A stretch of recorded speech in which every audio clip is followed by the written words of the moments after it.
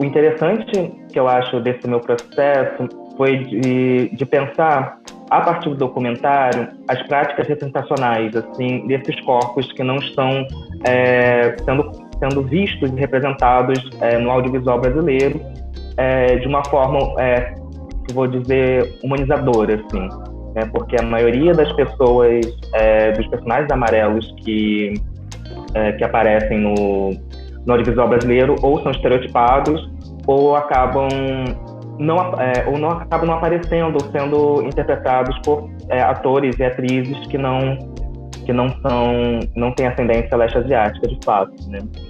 Só que ao mesmo tempo eu não queria que essas representações caíssem num lugar em que só a militância, só as dores, só as opressões pelas quais esses indivíduos passam no seu cotidiano. Eu queria trazer eu tentei fazer, eu não sei se foi muito também efetivo, se eu consegui alcançar esse objetivo, mas eu queria que eles narrassem a sua própria história, enquanto indivíduos, né? E fui construindo muito assim, sabe? De uma forma que hoje eu vejo que eu faria diferente, tanto pelos recortes temáticos quanto pelo próprio processo, né? Eu aprendi a valorizar mais o processo de fazer o filme do que o resultado final do filme em si. O Bati é um filme sobre a minha avó e o encontro dela com a espiritualidade e o percurso dela em todo esse processo. Eu achei isso muito interessante, né? De pensar a perspectiva de questionar a própria ideia de brasilidade, né? Porque se a gente for pensar no mito das três raças e pensar que, né, as pessoas acham que o Brasil tem no imaginário que o Brasil é composto racialmente, né, por indígenas, negros e brancos e não incluem, né, uma dinâmica de pessoas que vêm do continente asiático na construção do país e da cultura, enfim, de tudo mais. Eu achei que seria interessante fazer esse documentário para tensionar esse lugar, né? Ou esse não lugar, né? Que a gente tem dentro de uma identidade nacional brasileira. E a gente conseguiu construir um filme que eu olho com muito carinho. Foi uma experiência muito legal e foi isso. Eu deixei esse lado controlador de pensar o filme vai começar assim, assado, as perguntas vão conduzir a narrativa dessa forma. E eu deixei rolar. E levou para caminhos incríveis que eu não teria conseguido pensar e articular se eu tivesse ido já com uma ideia pronta. E eu acho que eu consegui trazer esse ar de pessoalidade, mas eu acho que ele acaba questionando certos estereótipos e certos imaginários que se tem sobre a comunidade brasileira. O primeiro documentário que eu fiz foi na faculdade, na PUC. Na verdade, era para ser uma matéria de 5 minutos e virou um documentário de 40, que chama... Eu nem vou falar o nome, porque eu acho o nome horrível desse documentário. É um nome meio pesado, mas ele fala sobre os psicopatas brasileiros. Realmente está conectado com os nossos questionamentos, né? Sejam eles sociais, espirituais, interiores. E eu tinha essa pergunta dentro de mim. Se a maldade... Eu tinha 20 anos. Se a maldade humana era algo genético, será algo do contexto social, político, será algo que podia, doentio, era sobre as relações, o ser humano, de escolha, de entrega à história, né? E de entrega aos personagens. Talvez apareçam outras histórias que a gente não está esperando, porque as temáticas hoje tem muitos documentários, né? Muitos temas que já foram feitos, mas eu acho que todos eles podem continuar sendo feitos. E com o olhar particular. Como é que você transcende um personagem, um tema? Eu acho que esse desafio é fascinante. Eu tenho aí alguns filmes, né, e de uma variedade de processos. Eu acho que a cada filme que eu vou fazer novo, eu me coloco diante de um processo de como contar essa história. Que, óbvio, o personagem ele é muito importante. Acho que talvez é a coisa mais importante, sim, como a Luciana acabou de encerrar a fala dela. Eu acho que o documentário ele é um exercício de humildade, porque você precisa do outro para fazer. Você pode ter uma melhor pesquisa, melhor equipamento. Se você não tem um encontro, uma relação com esse personagem de cumplicidade, de confiança, você não faz. Os estudos, eles acabam me ajudando muito em paralelo. Eu estou falando isso até porque no âmbito acadêmico, onde pessoas estão começando as suas carreiras. Quando eu fiz o Positivas pela primeira vez, na sequência eu fiz uma pós em Direitos Humanos, que foi um antes e depois na minha vida. E eu comecei a entender os códigos que eu queria, porque às vezes o cineasta ele tem uma ótima intenção, mas como ele não conhece os instrumentos daquele universo, daquele cosmo, ele não consegue, às vezes é um tiro no pé, às vezes você quer falar de preconceito sendo preconceituoso no filme e nem percebe. E outros signos que você acaba colocando. Eu acho que eu fiz muitos filmes que eu ia realmente mais aberta para o set e à espera do imponderável, mas eu quis experimentar nos últimos 5 anos também um outro processo, onde eu brincava mais com a linguagem documental e eu tornava isso um pouco mais híbrido. Eu não sei o que é ficção, o que é documentário mais. E eu quero ter a liberdade de poder exercer esse formato também. Porque, cara, o mundo de hoje é tão distópico, né? Ontem o vice-presidente da República disse que não tem racismo no Brasil. Então, assim, não existe distopia maior do que essa. Então, o que é verdade? O que é realidade? Eu tenho me questionado muito sobre isso, principalmente nos dias de hoje, onde tudo parece tão surreal. Um conselho, que eu acho que isso é um conselho, mas não é bom para dar para ninguém, mas uma coisa que eu aprendi foi questionar muito isso, sabe? Questionar todos esses processos do que é real, do que é oficial. Hoje em dia eu realmente não acredito mais nisso. E eu tenho feito documentários cada vez mais híbridos e cada vez mais questionadores desse lugar, sabe? Eu acho que aí você cria obras que você tem subjetividades mais interessantes. Talvez elas sejam um pouco mais perturbadoras no sentido do formato, porque o público, quando vai assistir documentário, ele espera que aquilo seja um retrato de uma realidade, de uma verdade. Mas acho que o nosso papel também é esse. É também botar um pouco o pé na porta e questionar. Hoje eu tenho questionado cada vez mais os festivais sobre, por exemplo, quando você escreve um filme, se aquilo é documentário ou ficção. Por exemplo, a avó do Hugo, ela pode ter inventado um personagem para ele, ter encenado. O fato dela não ser uma atriz não quer dizer absolutamente nada, né? Pode ser uma memória ficcionada, e tudo bem.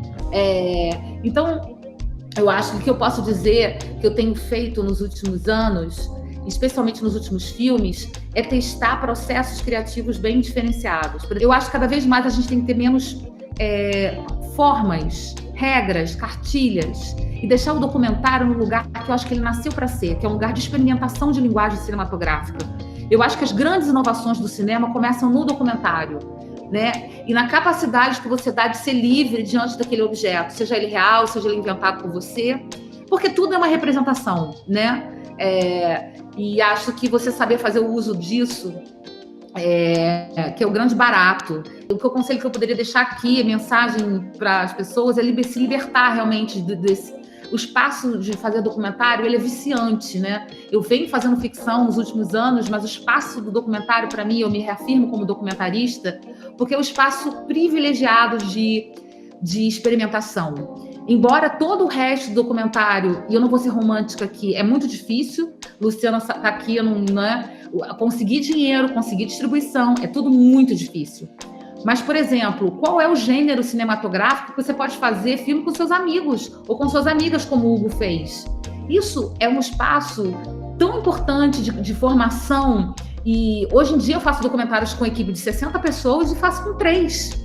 Então, assim, eu amo ir para aquele lugar e voltar para o meu 3 pessoas ali e confabular com elas a respeito do que eu estou fazendo. Então, é mágico também poder fazer documentário, é libertador, é inovador e é o que me traz esperança para continuar no audiovisual.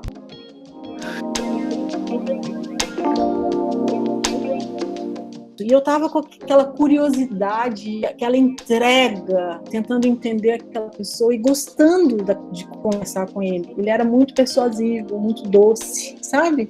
Aconteceu que, de repente, quando ele resolveu falar de todos os crimes, todos, intensamente.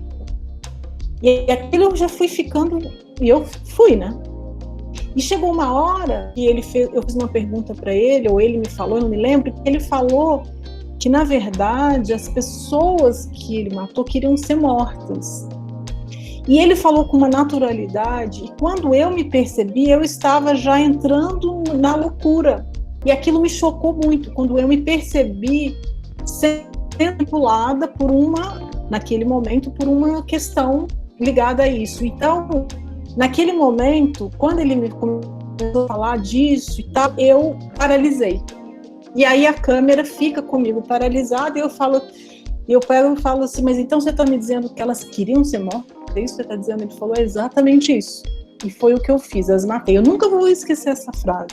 E aí fica com a câmera parada, olhando para ele, e sabe, aquilo foi muito grande para mim. Eu não consegui conter, porque é como se eu estivesse conversando com uma pessoa que eu estava até com um certo afeto, entendeu? E de repente veio uma realidade tão brutal e ao mesmo tempo assim, e eu me vi ali manipulada. É isso que eu queria dizer. Eu me senti entrando numa energia e eu fiquei paralisada. Depois, quando a gente foi editar, todas as pessoas que estavam me ajudando falaram, isso tem que ficar, é fundamental que isso fique.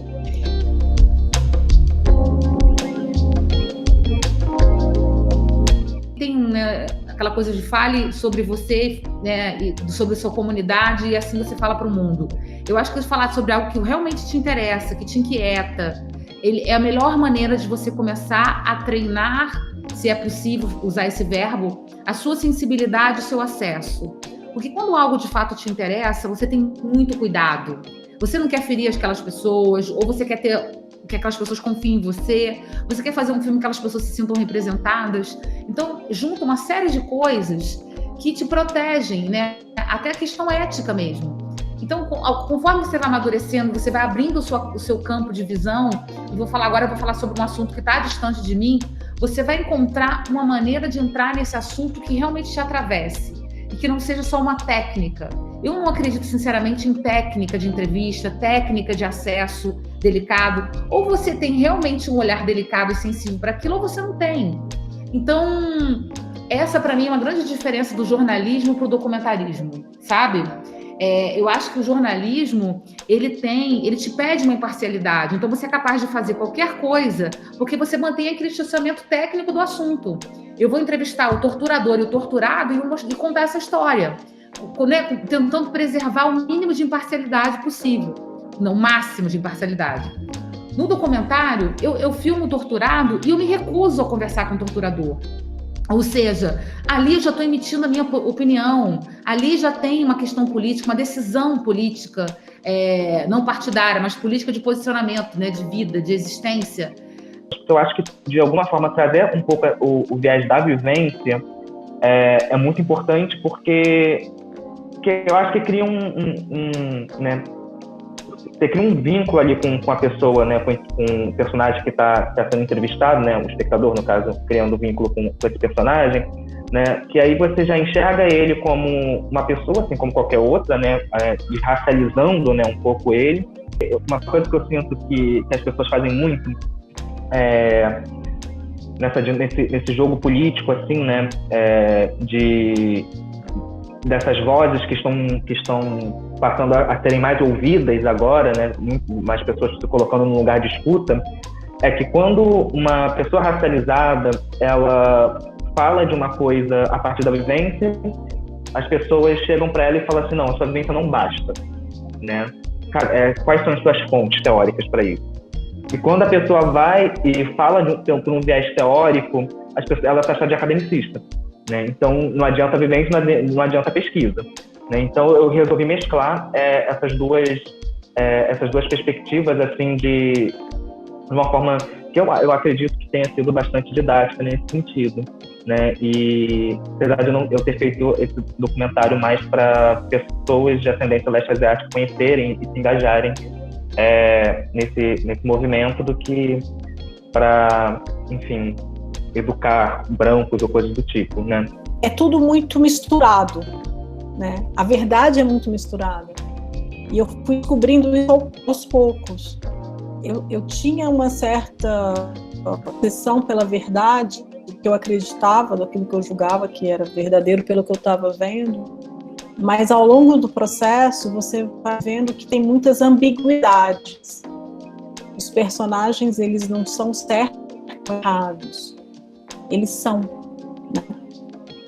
E isso, quando eu me permiti enxergar desta maneira a vida também, não só os personagens, porque é a vida também. Eu acho que eu reflito no que eu faço, no como eu vejo o mundo. Então, as mudanças que eu fui fazendo na minha vida, elas refletiam no documentário. Então, eu fui aceitando essa subjetividade como algo natural, porque a gente não tem esse poder de dizer o certo ou errado. A gente tem o poder de ter os nossos julgamentos básicos, talvez, mas ao longo do processo eu fui descobrindo personagens aparentemente bons, mas que não eram tão bons assim. Então eu vou tirar o que não é bom assim e vou deixar só o bom, ou o contrário, vou só mostrar o outro, porque aí o bom não serve mais para nada, sabe? Essa subjetividade é interessante.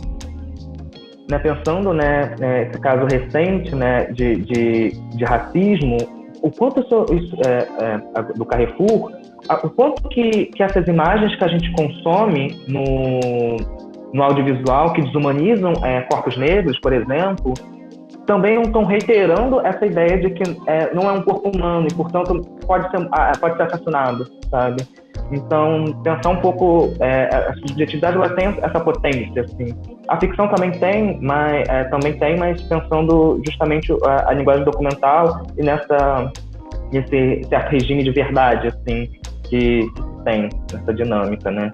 Então, eu também acho que é um ponto muito positivo, assim, e potente, e é uma coisa que eu me utilizo muito, assim, para tentar reconstruir esses imaginários e desconstruir esses imaginários racistas, assim, em torno desses corpos racializados e outros corpos que não são o corpo hegemônico, né? O corpo neutro, entre aspas. Eu acho que uma coisa que eu descobri também, que eu acho que o Damas do Samba foi um filme que eu fiz, eu queria meio falar sobre tudo.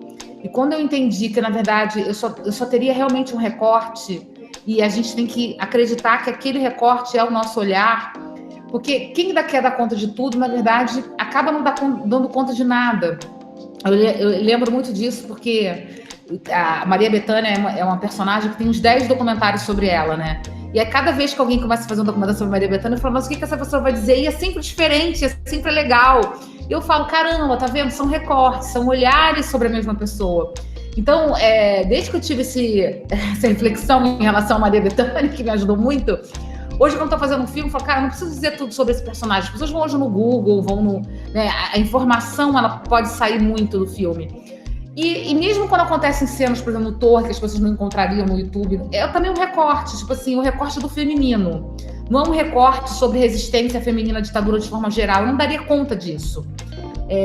Mas se você fala assim, nesse lugar houve um aspecto desse feminino que eu acho interessante ressaltar, sobre como as mulheres, quando se juntam, que emerge disso, essa para mim é a essência do filme. Obviamente, quando você faz essa escolha, o material ele vai saindo do filme naturalmente. Mas nunca é fácil. Nunca é fácil. Porque às vezes tem coisas que você acha assim, não, mas isso aqui é uma coisa que ela falou, eu preciso... E aí eu acho que o trabalho com o montador é fundamental, realmente, assim, ajuda muito a gente fazer escolhas. Até porque ele vai te lembrar toda hora assim, mas você não falou que o recorte do filme era esse? Por que você tá escolhendo isso?